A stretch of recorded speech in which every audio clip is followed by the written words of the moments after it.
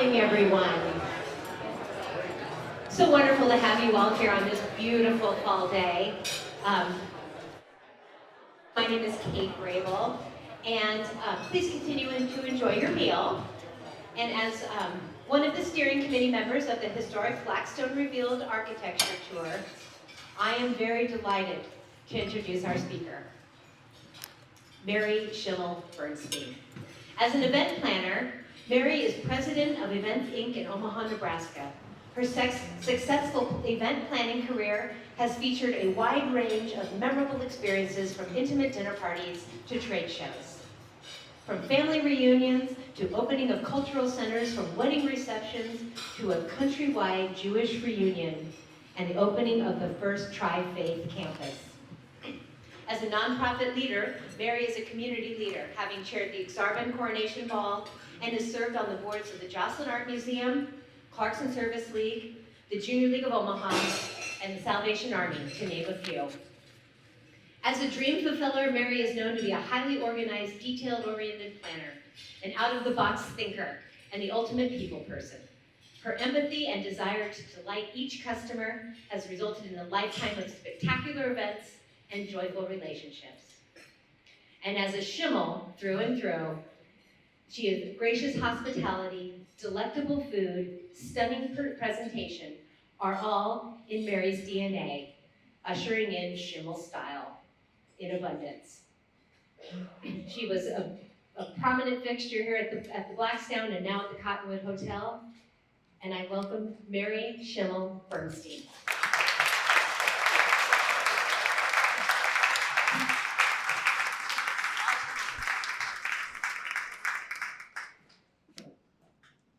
Well, welcome everyone, and thanks to all of you who worked on this and all of you who decided to come. I've been invited to share with you some family memories, one of my very favorite pastimes. Growing up in a hotel family was incredibly fun. There were birthday parties with burgers, curly shoestring potatoes, elaborately decorated cakes with sparkler-like candles. Surreptitiously learning to run an elevator, taking blankets to overnight camp that had the family name woven on it, learning fancy ways to fold napkins to use in the hotel dining room. There were also some annoying times, like having to wait for family holiday dinners until all the guests had finished celebrating so our father could join us. My grandfather, Charles Schimmel, was born in Odessa, Russia, to a family of hotel keepers. According to family lore, at 13, he stowed away on a ship heading to the United States to avoid conscription. When he landed in New York, he got a job washing bottles. A number of years later, he moved to Chicago, married my grandmother Mary, for whom I was named. His dream was for his 4 sons to learn the hospitality industry and ultimately provide each of them with a hotel. A.Q., the oldest, studied at the University of Chicago.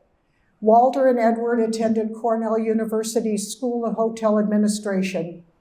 And the youngest son, my father Bernard, went off to the Hotel Ecolier in Lausanne, Switzerland. His dream became a reality. Uncle A.Q. managed the Cornhusker in Lincoln. The Lassen in Wichita was for my Uncle Walter.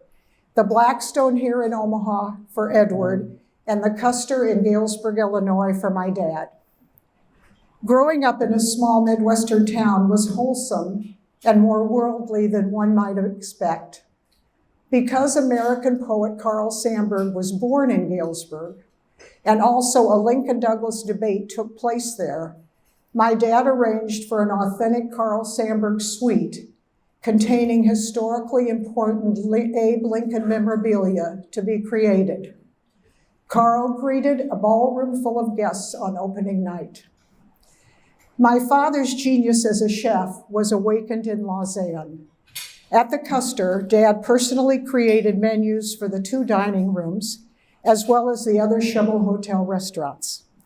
In addition to the high-quality Midwestern fare, such as prime rib, roast chicken, clover leaf, and pecan rolls baked on the premises, New Brunswick, Maine lobsters were flown in regularly. Dark roasted coffee was procured from Chicago. Ballantine Scotch was served in the Three Crown Cocktail Lounge, which featured live music. And a favorite of mine was a soda fountain with yummy ice cream sodas and malted milks. Perhaps the way my dad's cooking talent shone the brightest, however, was on Sunday evenings when he would open the refrigerator door, choose various ordinary items, such as vegetables and cheese and random leftovers, and create an absolutely beautiful, sumptuous dinner. Enough about nostalgia. I'll return to Omaha. In 1920, Grandpa bought this building, the Blackstone Hotel. It became a hotel known for its elegance and widely considered the finest hotel at the time between Chicago and San Francisco.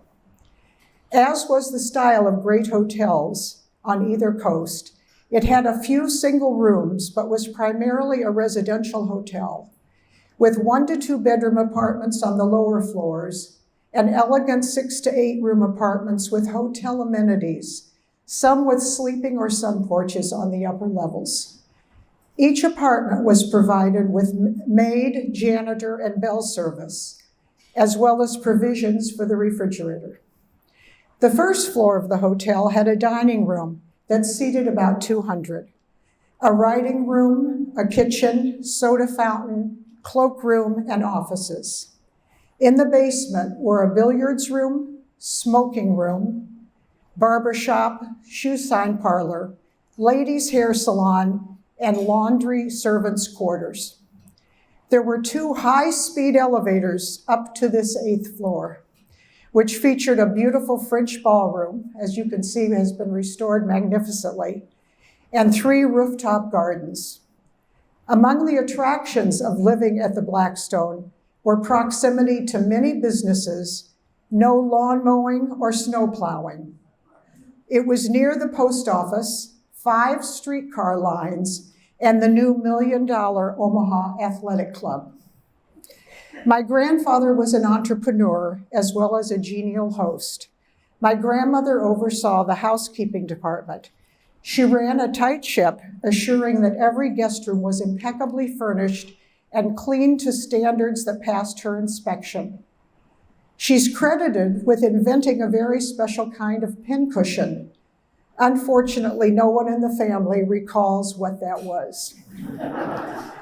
As some of you may recall, the Blackstone was the hub for key business events in Omaha. Celebrity guests were spotted here regularly. Political leaders such as Dwight Eisenhower, Eleanor Roosevelt, and Richard Nixon. Movie stars like Rock Hudson, Judy Garland, Betty Grable, Bob Hope, and Jimmy Stewart. Equally important were social events, fine, fancy dinners in the Orleans Room, exorbitant parties with live music on the rooftop garden terrace, cocktails of every stripe in the gorgeous Cottonwood Room, wedding nights in the bridal suite. I just mentioned the Orleans Room. For those of you who don't recall, this stunning dining room was on the main floor of the hotel off the lobby. It was furnished with red velvet banquettes, steak Diane for $5.50 in the 1960s, Caesar salad and flaming desserts such as Cherries Jubilee and Bananas Foster were prepared on carts and served tableside by tuxedo-clad waiters. The maitre d' extraordinaire was Governor Avant. Governor came to the Blackstone in 1920 as a busboy and retired in 1973. With his dignified manner, he knew his customers and attended to all of their preferences. A featured Orleans Room dessert, Governor's Coupe, was created in his name. But surely the most famous food created at the Blackstone is the Reuben sandwich. Here's the story. In the 1920s, my grandfather Charles and Reuben Kulikowski, who has a relative in the room, Janie Kulikowski.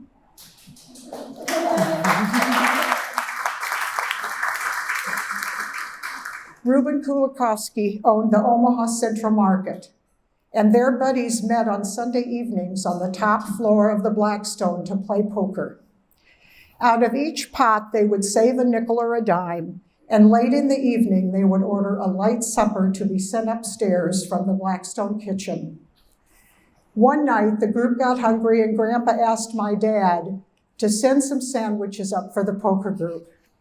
He told Dad to create something special with sauerkraut, which was sold at the market, and having recently discovered Emmenthal cheese in Switzerland, Dad combined the sauerkraut with Thousand Island dressing, layered corned beef with the cheese and sauerkraut, and grilled it all together on pumpernickel bread. Known as the Reuben, it became a favorite of the poker club and added to the Blackstone Tasty Pastry Shop menu, as well as the menus of all the hotels. In 1956, Fern Schneider, a Blackstone waitress, submitted the recipe to the National Restaurant Association Sandwich of the Year contest. The Reuben sandwich won, and the rest is history.